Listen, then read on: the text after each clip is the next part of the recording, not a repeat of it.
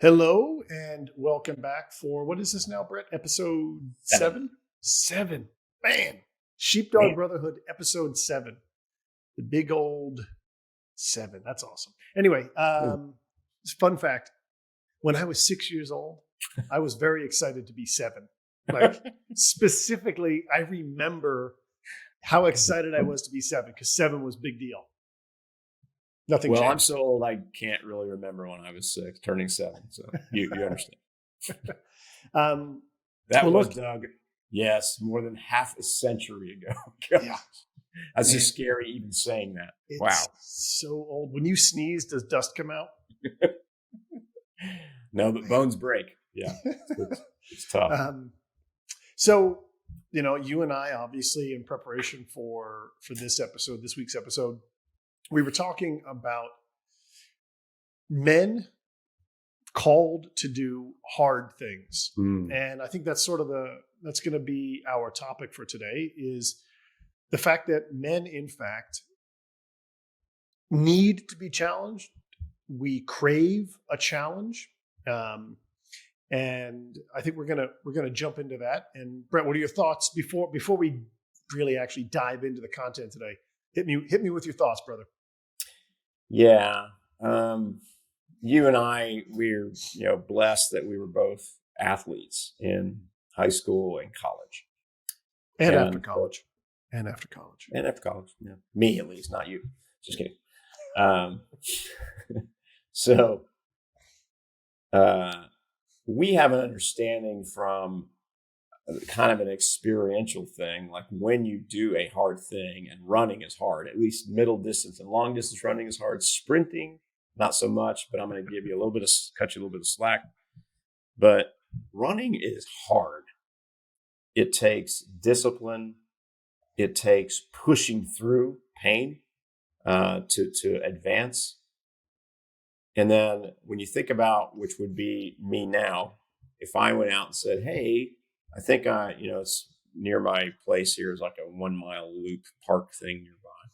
I'm going to head out there and I'm going to run as hard as I can for a mile. I wouldn't make it a quarter of a mile. Why?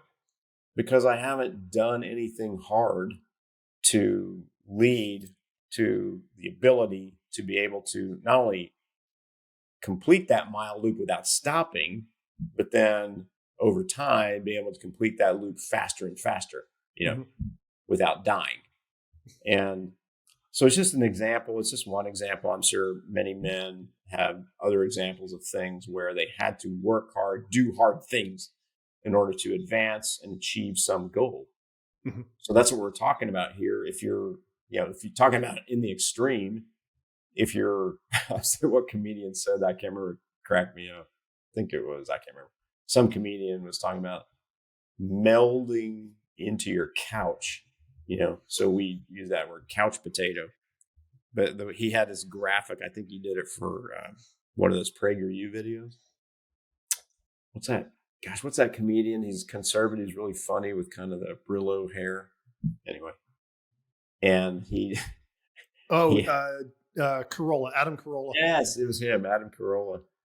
And it was so funny because they had the graphic along with it. He's like, he's sitting there just melding into your chair and the couch, and this man who's like this couch potato become one. I was like, there you go. So if you're just going to sit there and just be soft, you become soft. And so we're talking about is obviously with the challenge that we have in what we're doing, the Sheepdog Brotherhood. Sheepdogs, the reason you and I picked that up is because of how incredibly tough they are, the hard things that they're willing to do, all the way to the point of giving their lives for the sheep. And back to our kind of central theme from the great Saint John Paul II, of God has assigned as a duty to every man the dignity of every woman. Well, that duty is hard. It's hard work. Yeah. No matter interacting with other human beings is hard because we're all broken. So he's really calling us out, and God is assigning you as a man your duty is to do that hard work, right? And so those are my thoughts, Doug. So throughout the week, I'm often, trying to think of good topics for things that we can cover as Christian men, and how do we bring others to Christ? How do we just become men that other men want to hang out with because of how we view the world, how we live our lives, how we take care of other people. And I stumbled on a video from Bishop Robert Barron this week, and he talked about how Vatican II really started to, I'm going to paraphrase, but feminized the church. The intent, or one of the goals, was to make it more attractive so that men wanted to come and be active participants in their faith. And in doing so, they lessened, I wouldn't say the requirements, but they feminized things. They made it less rigid and more soft. And it had the exact opposite effect.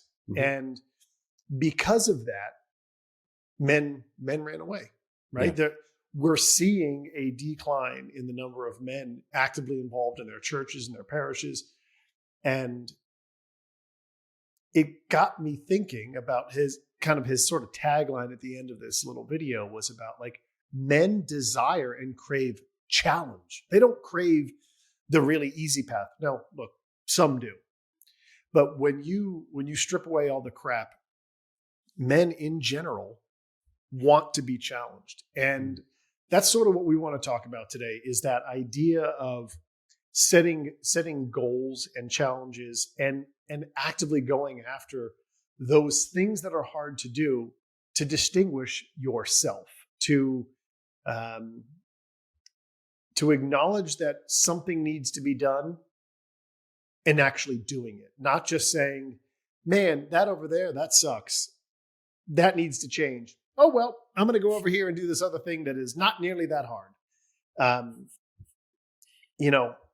It got me thinking about a good example, right? So I'm sure we can all appreciate, I don't think I'm speaking complicated thoughts, but think of... That would normally be the case, by the way.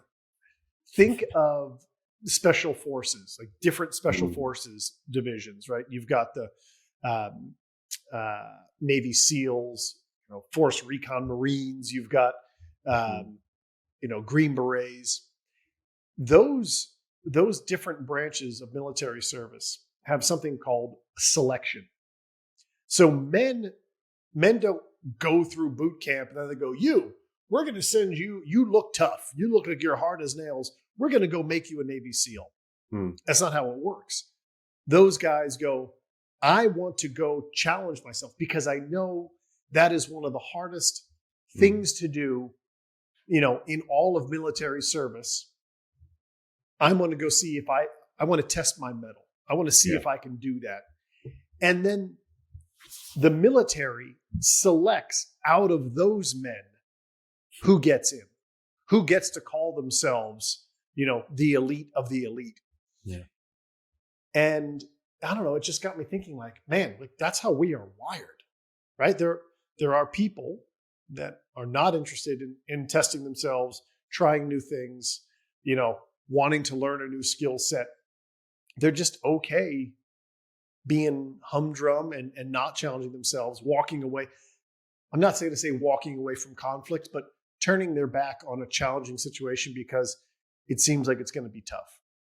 And so that's what we were talking about before we got started here. So I love, I was thinking, since you have a karate background, black belt, Mr. Black Belt guy, imagine if you're walking up to a local, karate dojo, and they said, hey, guaranteed black belt in 7 days or your money back.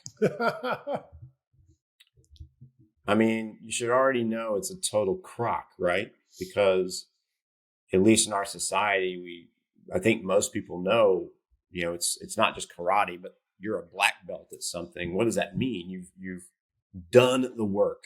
You've done the hard work.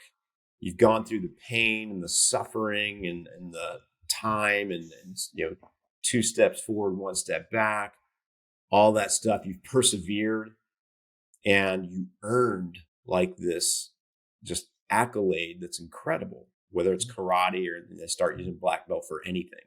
He or she is a black belt at some, whatever. And I think, back to what you were saying about Bishop Barron and specifically how men are not attracted to this feminization of the church. I don't think what he means is it's like, hey, look, there's nothing wrong with making things inviting. Like we'll talk later. I went to a men's conference here in the Dallas area yesterday. And of course it was inviting. The men out there are like smiling and welcome and it's inviting, right? But once you step inside, what happens next, right? Are you being told, hey, I'm okay, you're okay in your weakness and your sin or whatever, and everybody should just get used to it. Don't worry about it. Just go on with your day. Or are you being told, you're not cutting it, dude? You can do better no matter where you are. You may be a 3rd degree green belt, if there's such a thing. You may be a green belt, almost close to a black belt, or you may be a total white belt. Like you don't know jack about anything. But we're not just going to we're just not going to sit here and tell you that's okay. Mm-hmm. It isn't. It's like everybody here needs to strive to be a black belt at something. And on the way to that, it's going to be hard. It's going to be challenging. It's going to be tough. And I think what he's saying is that's what kind of went away in the church. There's been, in the feminization of it, there's been too much just letting things kind of go like however you please, mm-hmm. and not demanding, not putting demands on men to be better, to be more virtuous, to become holier, to sacrificially love their spouses, their children, to really give of themselves in a way where they have to give up so much of their time, talent, and treasure. And instead, I'm over dramatizing this a little bit. Instead, let's just do more kumbaya.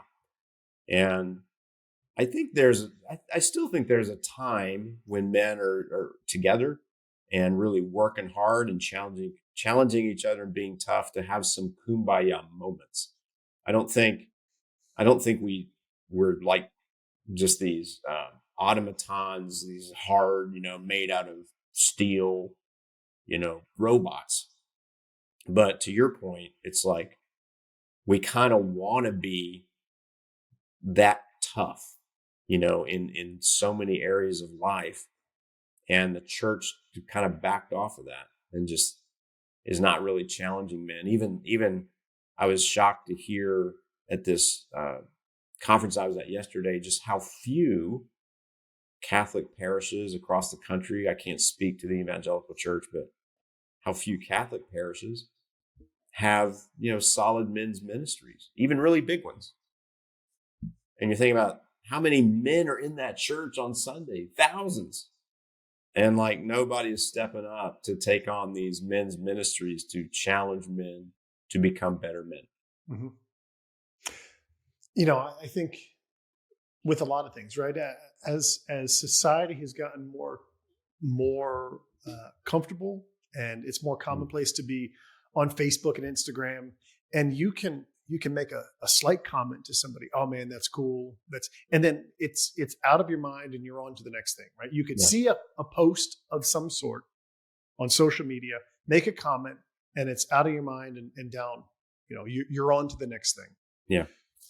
And I feel like that's it's so commonplace that we treat everything like that now, where, I'm guilty of it. Like, hey man, I'll pray for you. I know you're going through something tough. I'm going to pray for you. Dear God, pray for Bob. Okay. On to the next thing. Like that's that's not a prayer. No. You know, I'm Brett. I guess you could argue it's better than nothing. It's maybe. better than nothing. Yeah. But you know, we're called to love one another the way we love ourselves. And you know, I don't treat myself in such a transient, transactional, like, you know, oh, I got to take care of my body, got to make sure I take a shower, boop, boop, boop, on to the next. Like, what is it that you do? You know, how do you prevent falling into the rote simp way of like praying for people? What is it you're doing? What's your cheat code? Yeah, so I don't remember exactly when, but I would say in the past couple of years, I think I heard somebody talking once, kind of like what you just said about how a lot of times, let's just stay with men, but this is kind of across the board, men and women, but like the example you just gave, it's like you know somebody either you know very well or maybe you kind of know them will offer up like some kind of thing that they're going through. Could be job loss, could be personal problems, could be anything, but they're suffering. And you say, hey, Doug, I'll pray for you, praying for you. And it's like, I wonder how many times people say that with good intentions and then never actually do it. Mm-hmm. Never even do what you just said, like the 5-second thing. I can't even give you 5 seconds of my prayer time. That's how much I love you. Great. So it kind of convicted me because I was like, God, you know what? I know I've done that in the past. Just kind of like giving this intention. It's like a good intention. It's like, oh, I'm thinking about you, right? But when we say we're going to pray for someone, we're talking about on behalf of that person who just offered up to you in vulnerability some kind of thing that they're going through. We're talking about now you're going to plead their case, intervene, if you will, with the creator of the universe and ask the creator of the universe to help that person, right? And why on earth, first of all, would we not do that? And second of all, would we not do it in earnest? And third of all, not do it constantly. So I had this thought, I think I sent you yesterday. It's like, dude, it's like step into the breach, stand in the breach, and stay in the breach. Like, don't go there for 5 seconds for somebody and then hightail it on to, you know, whatever your next thing is, mm-hmm. which is probably not that important anyway. Is there anything more important than asking the God of the universe to help someone out that you love? And so stay there, stay in it. It's like throughout the day, look, most of the time we're doing a bunch of mindless stuff anyway. It's like stop doing mindless stuff, pray, you know, do my personal way to do it is I like to use rosary prayer. Mm-hmm. So I'll do something like this. Kind of my formula is just doing a Hail Mary. Hail Mary, full of grace, the Lord is with thee. Blessed art thou among women, and blessed is the fruit of thy womb, Jesus. And since I said Jesus right there, I'm now going to add Jesus, please help Doug. Holy Mary, Mother of God, pray for us sinners now and at the hour of our death. Amen.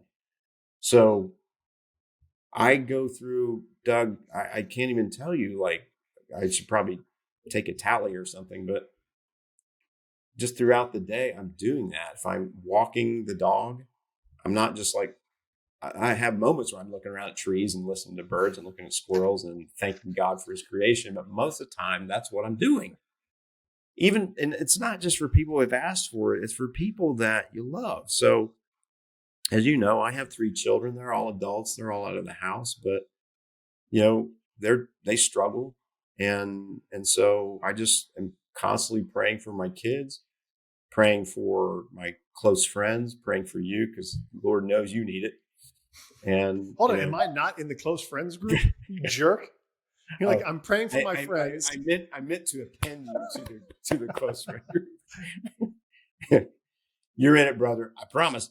Yeah. And praying for my work colleagues, right? Just that the Lord will bless them and their families, that the Lord will help them in their mission at Heroic Media, where I work to just help them be successful in the mission. There's so many things to pray for. Praying for people who have passed away. My mom passed away, gosh, back in 2001. But I still, through that prayer that I just gave you, I'm still asking the Lord to have mercy on her soul. Why wouldn't I? Right? Mm. Just keep doing it.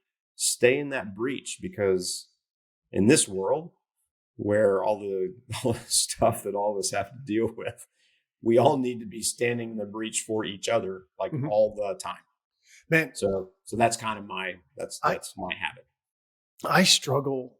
I actually had a breakthrough this week, but I know I get up early in the morning. Yes. Not every day do I do a cold plunge, but most days. And then I sit and I'll pray in a little chair that I have from college.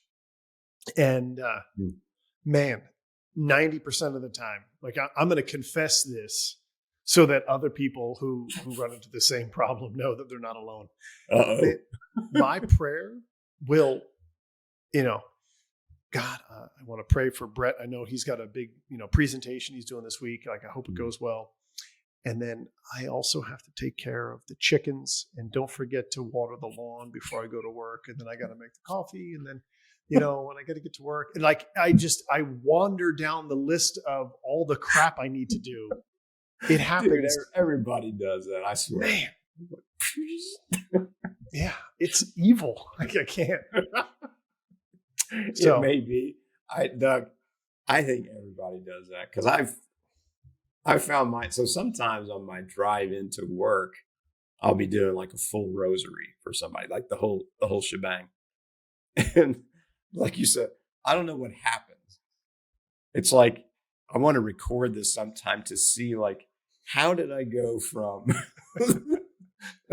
Hail Mary full of grace to thinking about like OU football or something like that. It's like, what happened in my brain where there was like this leap away from this prayerful attitude, really trying to help somebody out, over to completely thinking about something that doesn't matter at all. Yeah.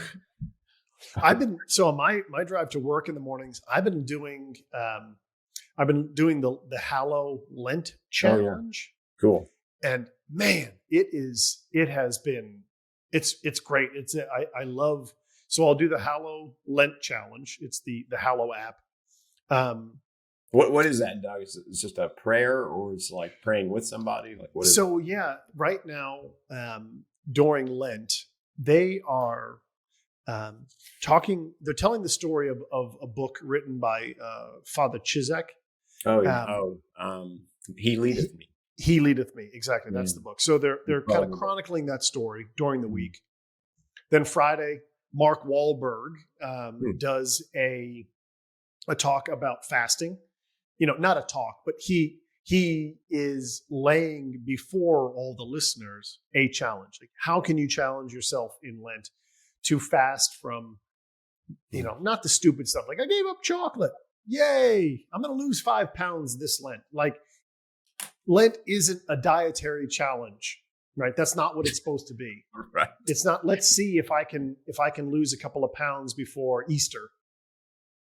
And think about that, because when you do that, when you use Lent like that, you're focusing on you. It's like, that's not the point. Well, I mean, look, I think to a certain extent, Lent is and should be about how you should be challenging yourself to pick up your cross and move forward.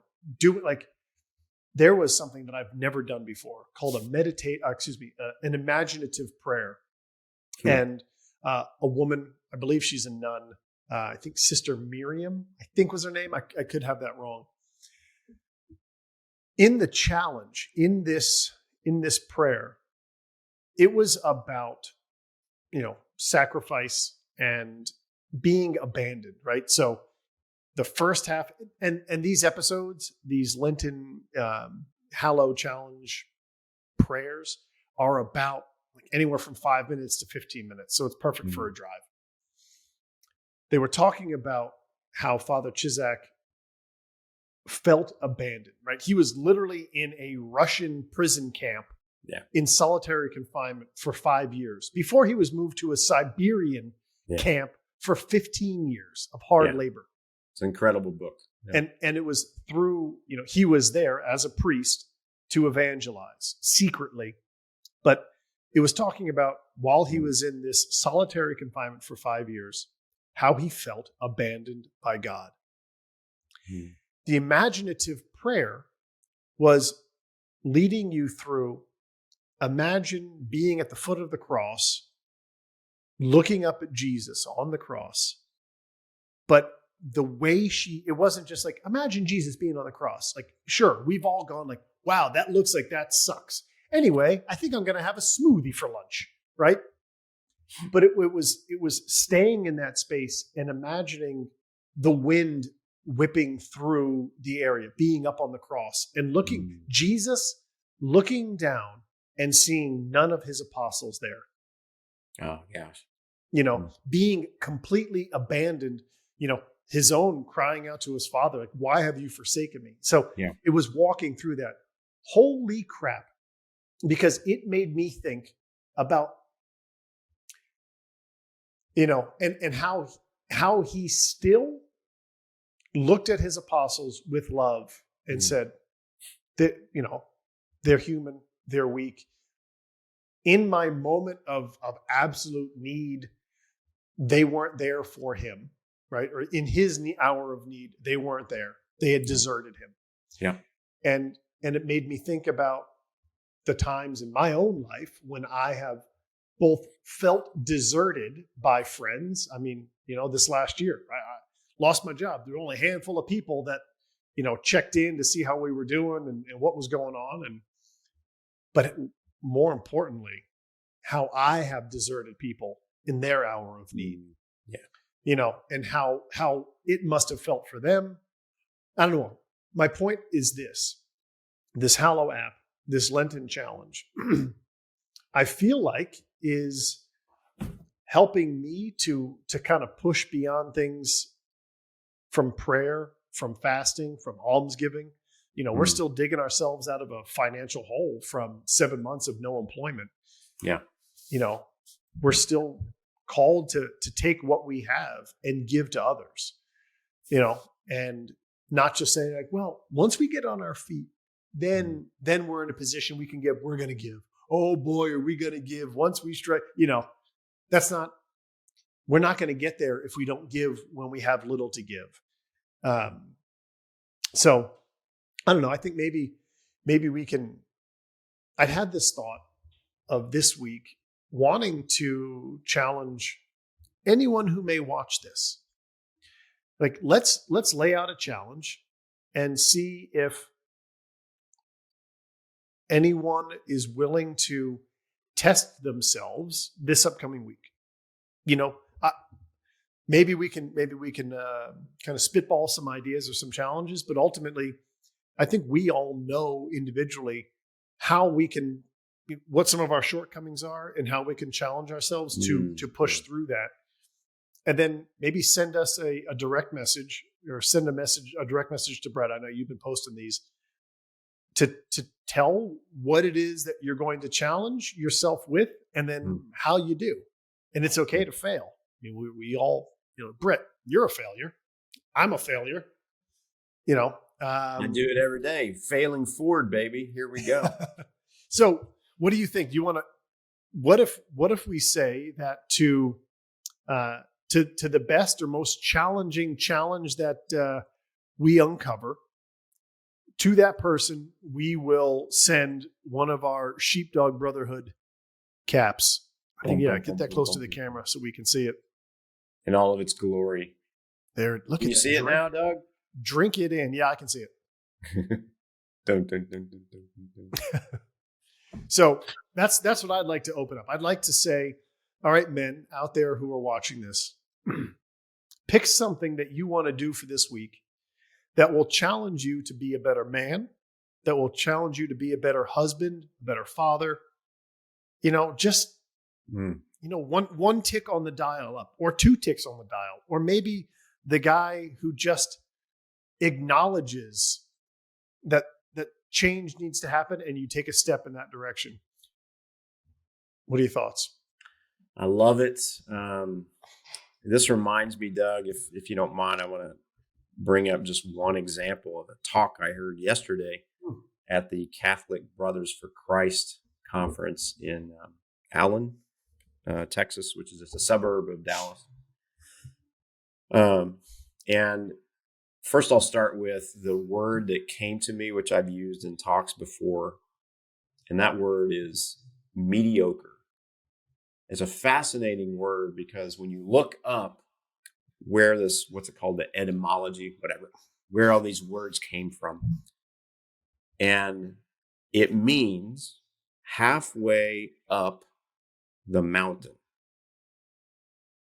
And that's so interesting to me because it doesn't mean like couch potato, complete softness, no effort. But it also doesn't mean getting to the summit. Mm-hmm. It means like, well, you did something. You went a bit of the way, and then you just kind of like stopped. Mediocre, right? And you think about it, I think especially for men, that word in English, if English is your first language, it's got some teeth in it, right? If I said to you, Doug, well, your efforts in your job are mediocre. Doug, when you were a track athlete in college, Doug, I don't know. Yeah, you're out there, you're competing, but it's just kind of mediocre. I mean, wouldn't you have like a visceral reaction to that? Yeah. It's like, yeah, it's like, ouch. I mean, you'd almost rather be told you're just doing nothing. At least you picked like I'm just going to be like lame. I'm not even going to get in the starting blocks, right? I'm just going to suck. Yeah. But it's like you get going, and it's interesting to me because maybe that's kind of circling back to the Bishop Barron thing. It's like men don't want to be told it's okay to go up halfway up the mountain and just kind of hang out there. You know, mountain's big. You can just kind of walk around in the middle. You know, just keep walking. You're doing a lot of stuff. Just keep walking around the middle, right? But Lord help you if you aim for that summit, because man, that's hard and that's dangerous. And if we're going to challenge men to do that, they may not come and even try to climb the mountain, right? But to that point, Brett, and maybe this is a contrarian opinion, but I don't know that I want people who aren't even willing to try in the Sheepdog Brotherhood. Like, I'm okay with a guy who tries and fails, and come on, man, like we're going to help you. And it's not like you or I have the solution here, right? Like, our whole goal here is I want to push you to be better. I want you to push me to be better. And we're going to figure out some of this crap on our own, like together, so that we can make ourselves better men, so that we can do what's right. We can do what's challenging. And if I know you're standing next to me and I know that there's a challenge that needs to be accomplished, but I know you've got my back, man, I'm going to be way more excited to go try that challenge because I know I'm not doing it alone. And if there's a man that says like, yeah, I'm not interested in challenging, like, then okay, I don't want you in this group. Easy as that. But if you feel that call and that desire to challenge yourself, to do what's right, to stand up against the craziness of our society right now and say like, no, yeah, that's cool. Definitely men can become women just because they said it. Like, okay, if you just want to go along to get along, like, man, I'm not necessarily interested in having you in the group because you're not willing to challenge even ideas that are asinine and crazy. But if you're willing to stand in the breach and say, no, that's not how it happens. That doesn't work that way. You want to challenge yourself to be better, but you don't know how to take that first step. Come be a part of this group. Yeah. Come join us and we will do it together. Yeah. You don't have to be alone. You don't have to fight alone. But we want to know that you're willing to try. If you're not willing to try, this may not be the group for you, and that's okay. But if you're willing and you know you're going to fail, like we all will, we're all willing to work together so that we don't fail. We're going to be the hand that reaches out to pull you up, to hold you up, to lift you up, but together. Thank you, Doug. That was awesome. And also just remembering, what does it mean? And that's what we're exploring here as well. And we're going to be talking a lot about what does it mean to even go to the summit? Like, what is that? Versus like mediocrity halfway there. And I think what you're saying is like, you just settle in. You settle into this comfort zone of like, neither am I at the base. I'm doing some things, but neither am I trying to get my rear end all the way up to the summit and really be challenged. And so I heard, first of all, I heard yesterday, I did not know this, since you mentioned got your back. Do you know where that comes from? I got your back. It comes from the Roman soldiers who put all of their armor, if you will, on the front side and had very little on the back side. Why? Because the way they fought, to your point, they fought in such a group formation. That was the entire strategy of how you fought as a Roman soldier in your battalion and your army, was everything was in front of you and you didn't have to worry about your back because all of your other fellow soldiers had your back, right? Because if they were doing their job on the front line and fighting like they're supposed to be fighting, you didn't have to worry about your back. Is that fascinating? Mm-hmm. That is very cool. So I heard this story. I'm just going to give one example for it because it was really gripping, and I'm going to tie it back into what we were talking about earlier. I'll just pray for you. So David B. Wright, who's a good friend, he's just a pro-life warrior, gave an amazing talk at this conference yesterday, and he kind of painted this story. He goes, imagine, and since we're here in Texas, he was like, imagine you're up on Lake Texoma, which is, on the border of Oklahoma and Texas, kind of split down the middle. And you're on the boat with a bunch of your bros, right? A bunch of men.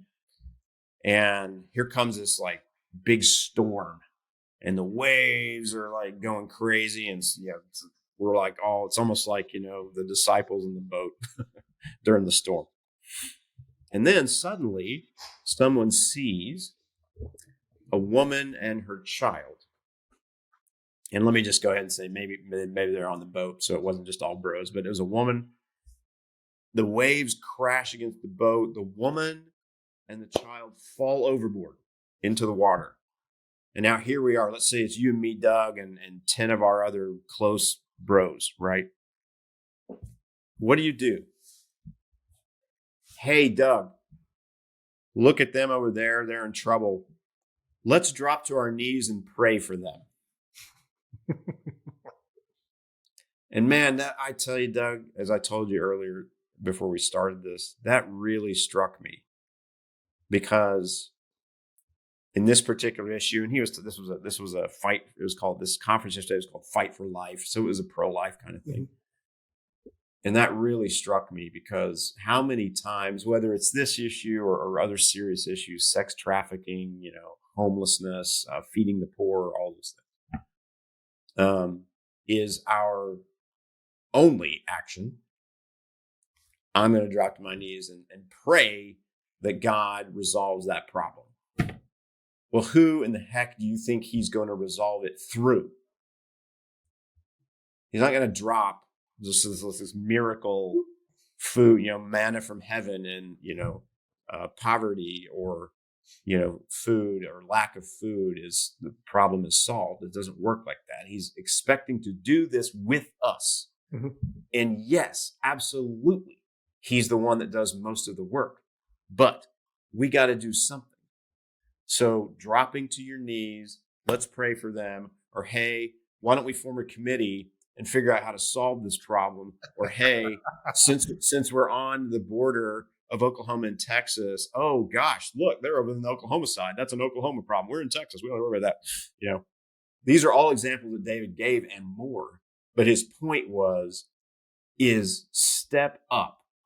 Do not sit there and start dropping on your knees in prayer when there's an immediate need in front of you that needs you to take action. Obviously, in this case, it's like either jump in and swim and get them or throw the life preserver thing and, pull it in through them so that it saved them, help them do something, right? Take action. And as I was sitting there listening to that, I also reflected on Jesus's the goats and the sheep, right? It's like, when does he say there, drop to your knees and pray for them? It's like, go do this for this person. Yeah. Feed the poor, visit the guy in prison, clothe the naked. These are all actions. These are all sacrifices. These are all doing things. These are all climbing up the mountain, not sitting there in the middle, just kind of ruminating around, not accomplishing much of anything, or just being mediocre and settling. Man, it's a great visual, thinking, look, what would you do, right? Would you go, let's pray? Like, no, you dive head first into the water, of course, to go do what's right. And we hear the stories all the time about good Samaritans who give their lives for things like that, especially when it's like an icy, situation and someone falls in, and it doesn't matter who it is. It's a kid, a mom and a kid or whatever. You hear these stories every year where they were out on the ice. They shouldn't have been out there. It wasn't thick enough. They fall in, and some good Samaritan who sees them goes out there and tries to save him and ends up losing his or her own life in the process. Ultimate sacrifice. Yeah. But I feel like, I don't know, maybe it's that time of year, but I feel in my heart that things are about to get weird. We're getting closer to November. Things are going to get weird. Yeah, for sure. But I also feel like we have too many good people in this country to let what's happening continue. And I don't know. I think that's sort of a call. One of the calls to action that I have for this is, what? Maybe we just ask people to send some direct messages to you. Hell, even to me, on LinkedIn, and then even through your YouTube channel. But why don't we ask people if they're interested in, like, saying that they want to be a part of this group, just so we know that we're out here talking, not just talking to each other, and then videotaping our conversations and meandering thoughts to one another. Like, well, your thoughts are meandering, mine not so much. Well, I mean, you're so smart. I mean, look at you. Look how smart you are. I can just, it oozes. Humility. Man, I want to know that people are out there listening to, our thoughts, that maybe it's impactful, and that they want to join and be a part of this. And let's really start to grow this. Let's start to have some of these people who are interested in being a part of the Sheepdog Brotherhood. Maybe we can have them come on and talk and be a guest on this show, just the way we had my lovely and beautiful wife on a couple of weeks ago. And just let's open up the floodgates, because we're getting to the point where we need to take action. It's not about just talking about taking action. We actually have to start taking action and jumping into that water and start saving people, because, just watching even people I went to college with just go along with the crazy society and all this, everything that the world is telling us is normal, which isn't, and just being okay with it. Like, I'm going to stand up. Nope. What's happening right now in the world is not okay. And we need to start doing stuff about it. Doug, this hit me yesterday, and back to David's example. I was looking this up this morning, and it hit me again when you just said it. So you dive into the water to save. In this case, it was a woman and her child, but you can almost take the problem. The person didn't have enough food, or was homeless, or whatever. They fell in the water. Take whatever the disaster is that really negatively affects somebody, and they're the people falling in the water, and you dive in. Now, someone might say, Okay, I'm on the boat and I desire to do that, but I can't swim. And this is really interesting. And this is where I think a lot of people kind of miss the message. And I'd like to use a military example here. So in any military engagement, there's this concept called, I'd write it down, tooth to tail ratio. What is the tooth to tail ratio? Well, when we hear about wars and battles and all that, we see, of course, the frontline troops, whether they're on the ground, in some kind of machinery, in airplanes, whatever. What we forget about is these people can't operate, can't do their jobs, can't vanquish the enemy without a boatload of support people behind the lines. Mm-hmm. The tooth to tail ratio, so the tooth are the people that are actually doing, let's call it hand to hand, if you will, the real combatants against the enemy right on the front lines. The tail is all the people needed to support the tooth so that the tooth can do their jobs. Okay. And that ratio is incredible when you look at it. Depending on the war, it varies quite a bit. But I would say there are some that are as much as the tail is like 15 tail to 1 frontline combatant. Okay. Some less. Certainly in the older wars, it was a lot less. It was more like 1 combatant, 3 or 4 people supporting. My point is, let's just say it's 10 to 1. It's easy to remember on average. My point is okay, you're on that boat. You can't swim, but the people jumping in to swim, they need your support. Coming back to the boat, pull them up. They got it. How do they get them out of the boat?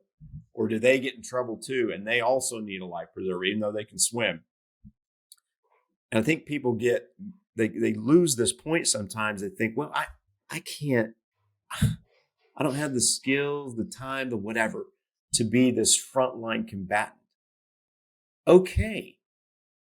Use what you do have in your resources to support that frontline combatant, right? You're still part of the team. I can tell you because I run a nonprofit. It's like you got no donors, you got no ministry. It ain't happening. That's the fuel. It is not extreme to say that the nonprofit or any nonprofit is the donors, period. Mm-hmm. Because you may look at me in my position in that company as one of those frontline combatants. Yes. But without a massive support group behind me and our team, it doesn't happen. Yep. Period. You're just as, if not more important than the frontline combatants. The frontline combatants get all the accolades because they're on the front lines, right? And that's where you see the action that actually happens. But trust me, you take away the support group, those combatants are going to get their butts kicked. Well, it's going to be a massacre. So it's like, don't think that you have to be like one of those frontline combatant people. You can be, and most people are and probably should be, the ones that are actually supporting those who are doing the frontline work. Yeah. I don't know I can't add to that. Well said. Thank you, Doug. Yeah. Well, look, we're brushing up on 49 minutes here. Thanks for your time today. And I think, again, I just want to call the call to action. Let's see if people are interested in being a part of the Sheepdog Brotherhood. Send Brett or I a direct message. And also, if you're interested in winning a Sheepdog Brotherhood hat, again, yeah, Brett, here we go. Yep, there it is, the Sheepdog Brotherhood hat with our logo. If you're interested in trying to score one of these bad boys, let us know how you're going to challenge yourself this week, what that challenge is, and by Saturday of next week, reach out and tell us what you did to challenge yourself.